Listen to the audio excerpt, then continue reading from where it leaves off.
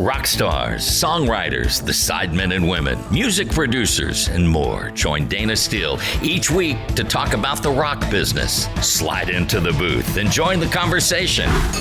This is Dayna's Diner on Houston Radio Platinum. I love doing Dayna's Diner because it's really just an excuse for me to talk to old friends and find out what they're doing and what they're up to. This old friend I happened to run into the other day and go check out Soundcheck, and that is Brad Gillis with Night Ranger. How are you?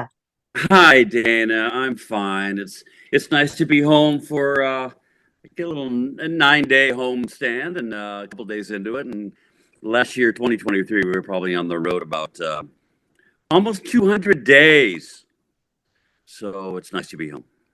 You're out on the road, but you have this really cool new album out. It's not just Night Ranger. It's an orchestra, and I downloaded that on Spotify. Thanks for sharing that with me. That is fantastic. How did that come about? Well, I got to tell you, Dayna, we've done pretty much everything under the sun with this band, and that was kind of like a bucket list item to do and be involved with such a cool, a cool thing, hanging out with roughly around almost 90 kids, high school kids from Cleveland, the Cleveland Youth Orchestra, they're called. And it was brought about by our road manager, Ed Repepi, who had, known about this orchestra, and they had done other bands before and thought, wow, how cool would it be to bring you guys to a nice big room in Cleveland with this orchestra, and you guys record it, So we thought about it. We thought, how great would that be? We got a hold of the record company, Frontiers, out of Italy, who we've been with for quite a few years. And they, they worked out a deal with us, and we went in and started working with the conductor who started, working with the orchestra to learn parts. And we didn't want them to overshadow what we were doing. We wanted them to enhance our playing, right? So they worked it out for a couple months, all the different songs that we chose. Had no problems with, working out anything. But, a couple little areas that we did have issues. Our keyboard player, Eric Levy, who's great, just a great keyboard player, is into jazz and orchestra and all this layering of orchestra parts. He got with the Chris, the conductor, and worked out some details in a couple songs. And it turned out really good. We went in and rehearsed with them for 2 days before the actual show. And by the time the show came, I don't know who was more nervous, the kids or us, because it was a whole new ball game. And it turned out great. And, my buddy Brian Isley, who works out of, Philly, he came in and recorded all the video on it. And, it turned out real good. And we're lucky to have that out. And that just came out a few months ago. And, we're thinking, how cool would it be to possibly take this to like Japan or something, or even maybe around the country in other spots if we were to, we all got all the charts written out to get, a local orchestra to come and join us. But that's just hopeful thinking. We're going to have a full dance card this year. We got, I got 35, 40 shows booked. We did 75 to 80 last year. But it's what we do, but it's the yin with the yang. I'm glad to be home and just to clear my head and my brain with all the loud music and meet and greets and fan experiences, everything we do, and the travel. So what I tell people, Dayna, I travel for a living and play in a band on the side. I tell you, we just had the Sister Christian in that movie Air. It was the Michael Jordan movie, and that came out, 6 months ago, whatever. That was at one section of the movie, they played all the big 80s hits, and they popped us in that. So, and I've done a lot of music for ESPN, Fox Sports, and all things like that. So I hear my stuff on there once in a while, but that was a few years back. Lately, I'm working on my house. I'm getting a new deck put in as we speak, which is nice. And now that I'm home and these rains subsided, I get a lot more done. But I tell you, I come home and rest. I don't rest. I'm high energy. I get up early. I have my coffee. Here's the thing I do that, people may, want to know. But when I get up in the morning, I don't have breakfast. I have a big glass of water to clean my system, and I have my health food shake, which is strawberries, bananas, apples, and berries, and coconut milk, unsweetened, or almond milk, whatever. And I put the powder in it and stuff, and I put about 20 or 30 unsweetened, unsalted almonds in it. And I blend that up, and I have that for morning and my breakfast. And I tell you, I keep my energy up until about 1 or 2 in the afternoon. That's when I have a small sandwich and have a light dinner. But I'm trying to keep my weight down. I'm no spring chicken. And at my age, you gotta watch yourself. So, but that's so that all this energy it gives me just from having that shake in the morning. I'm around doing a bunch of stuff, and it's great working on my house. I got a beautiful house here in the woods here in the East Bay, and go right down to my street. I'm downtown, but behind my house, I get a beautiful view of the woods and Mount Diablo and trees and deer and skunks and snakes. It's like a zoo. I charge people admission to come in my door. Now, speaking of Sister Christian, I still talk every once in a while with Gary Peel. And that was actually, I guess, the demo for Sister Christian was recorded in his living room. He and Mary Lee were off on vacation or something somewhere, and you guys set up in the studio in his house. And he was telling me the other day he still has a lot of those tapes. Do you want them? And Jack and I were discussing they're probably dust inside the box now, but that would be Yeah, fun that's if there was still something on those. yeah. Tonight we had a couple songs on there that we never put on a record, but I remember going up to Gary's house, and the whole band went up there. Of course, Jack lived up in this up north in the North Bay. So me and Jeff Watson and I think Kelly and we would stay at Gary's house, and he had all the equipment there. We brought stuff in, but I think he had an 8-track recorder back, and we were just doing rough demos that kind of got things going. And I can't even tell you how long we stayed there. It had to be 2 to 5 days, whatever it was. We recorded a bunch of great stuff, and on that 8-track. And that we used as demos to go in and re-record things with Pat Glasser, our original producer back in the day, early 1980s. Now, when we started and got this band together, the first day we got together up at Jack's house, we wrote like 6 or 7 songs. I mean, we were hot and heavy into it, and it was just great to know that this combination of players was viable and happening, and a lot of talent, and and then it wasn't for long after that when we went to Gary Peel's house, and Alan Fitzgerald Fitz, our keyboard player, had a great relationship with Gary Peel, and Gary said, "Yeah, just come on up here, stay at my house. I'm taking off, and you just don't trash the place." I remember If for those who but don't know, Gary was a longtime guitar player with Sammy Hagar, and then, of course, with Boston, and then yeah, became the senior VP technology of Tom Scholz's, technology company, and yes. just an incredible musician there. When did now the whole Ozzy part of your career that came in after we lost Randy Rhoads, right? Yes, boy, I just backtrack a little on that subject. Around 1980, when Nine Ridge got together, we were still called Ranger. We recorded our demos. We were shopping for a record deal, and no one knew who we were on the Bay Area. So instead of going and playing these clubs for 20 people, we decided just to lay off and just kind of shop this record deal. So me wanting to play, and all these buddies around town, Alameda, Oakland area, the East Bay. I put a band together called the Alameda All Stars. Now, there was a bunch of friends. It included Danny Chauncey, who played with 38 Special for about 30 years. We grew up together in Alameda. Anyway, we put this band together. We were doing 4 clubs around the Bay Area, and it was a blast. Thursday through Sunday, we play all through the Bay Area. Now, I remember going to see Ozzy play with Randy at the Day on the Green in the Oakland Stadium, summer of 1981, as he was being touted as the next Eddie Van Halen. Went and saw him play live and just blown away like everybody else. So I started, we incorporated a couple of Ozzy tunes into the Alameda All-Star set, and we'd play it every night. I think it was Flying High Again and Crazy Train. So I remember March 19th, I believe, driving up to the Lucky Lion nightclub in the Oakland Hills and hearing on the radio there was this, a tragic plane crash that killed Randy Rhoads. And I actually pulled over my truck, with equipment and stuff, pulled over and just went, "Oh my gosh, are you kidding?" And my father was a pilot, 20 years Navy, and 20 years after that. So I flew with my father. I flew a little Cessna. He flew 737s up to 747s back then. But he had a private pilot's license. I used to go up in the Cessna and fly it with him when I was a kid. And when I heard it was like this crazy Cessna crash that happened, like I said, I pulled over and I was like, oh my God, this isn't real, you know? So getting up to the club, we all loaded in. We decided to do a little a tribute to Randy that night. So, we played Crazy Train and Flying High again. And there was a guy there that saw us play. His name was Preston Thrall. Now, Preston is Pat Thrall's brother. Pat Thrall played with Pat Travers and Meatloaf and all kinds of other people, and who played with Tommy Aldridge in Pat Travers' band.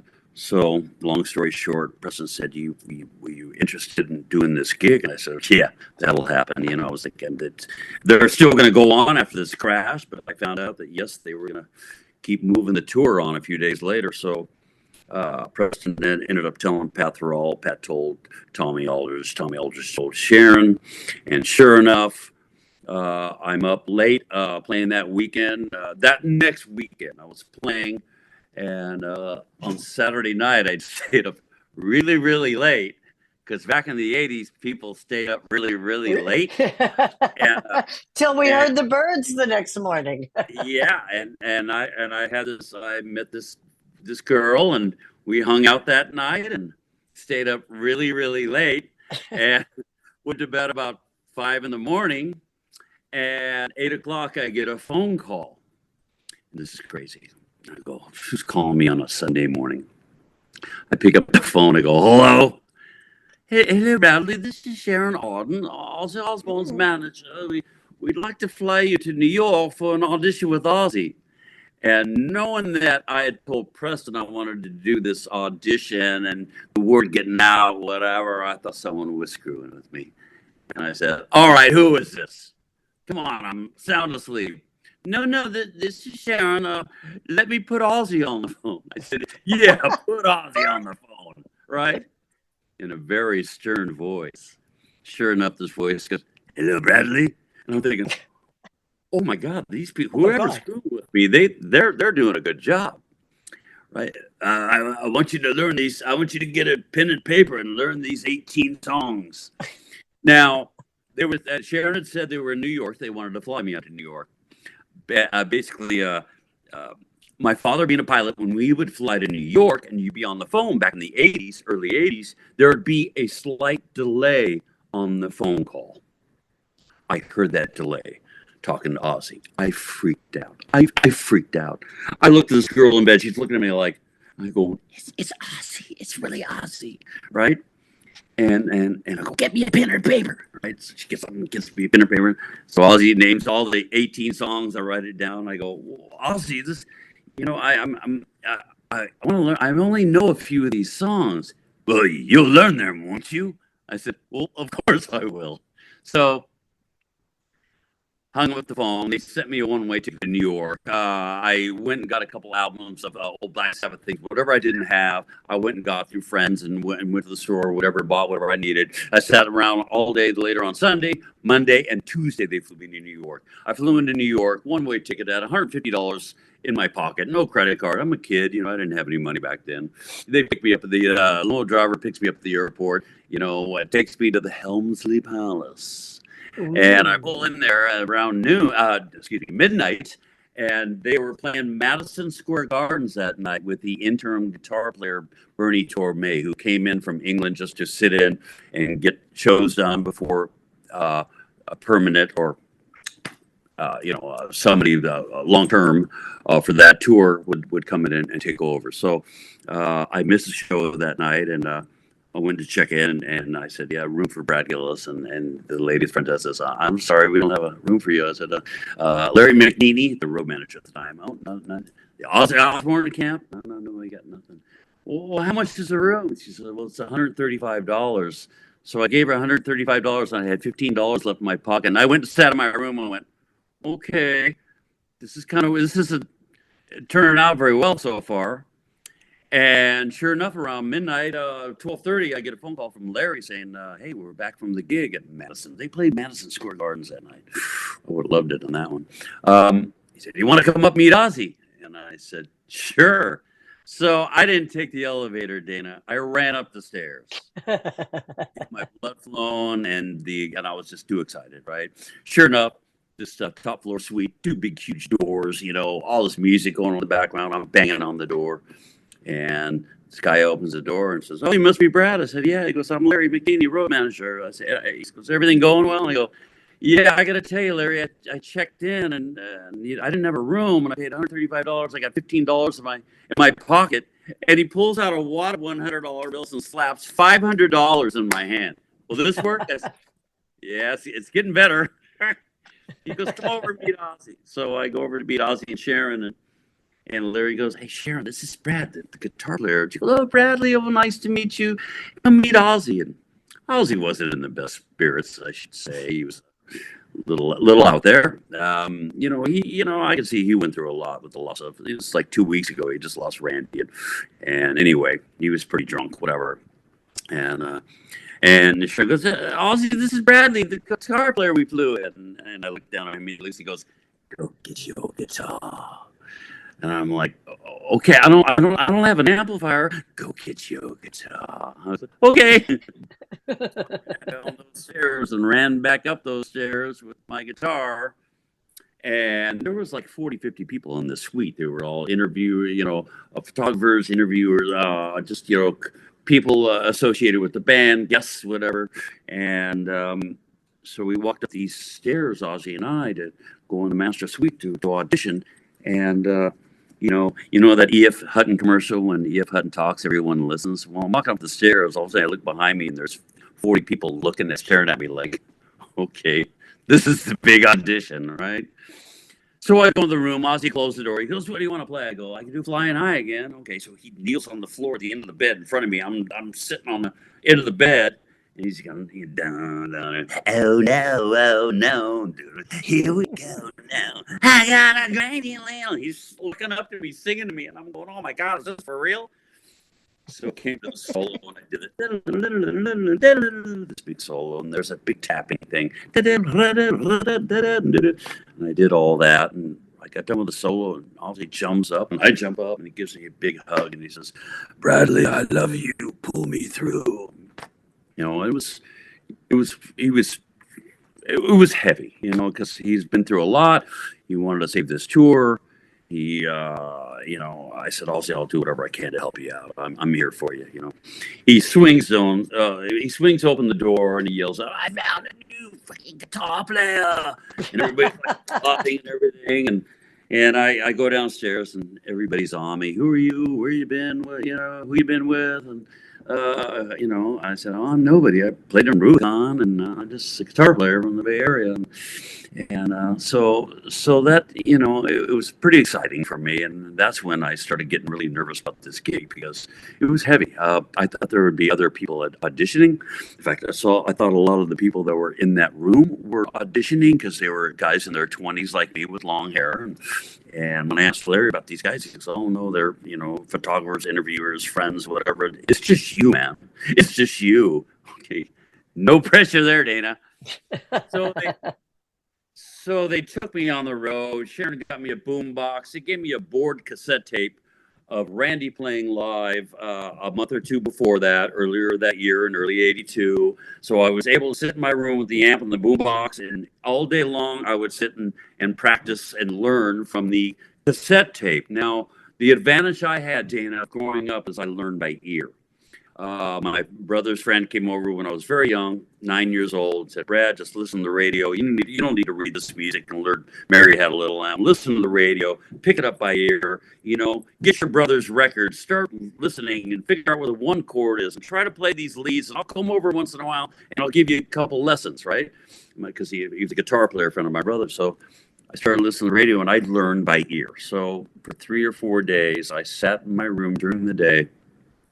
Wouldn't even go to sound check. I would only go to the show, stand at the soundboard, and watch the show with Bernie and the sold out crowds and this amazing castle set and all this pyro going off and the sound man looked over at me every night. He'd look over at me and he'd go, and he'd laugh at me. And I'm looking like, what? He goes, good luck, buddy. You know, I was like, okay, a little more pressure there.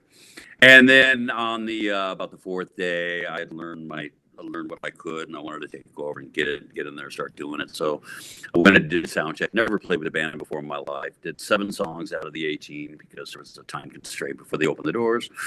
Ozzy didn't even show up for sound check, and I played my first show that night, and I think it was middle of May, Binghamton, New York. Sold out 8,000 people. So I got thrown right into the fire, you know. And all this time, I have never heard you tell this story, and I am just mesmerized. All this time, I've never heard you tell this story. I love it.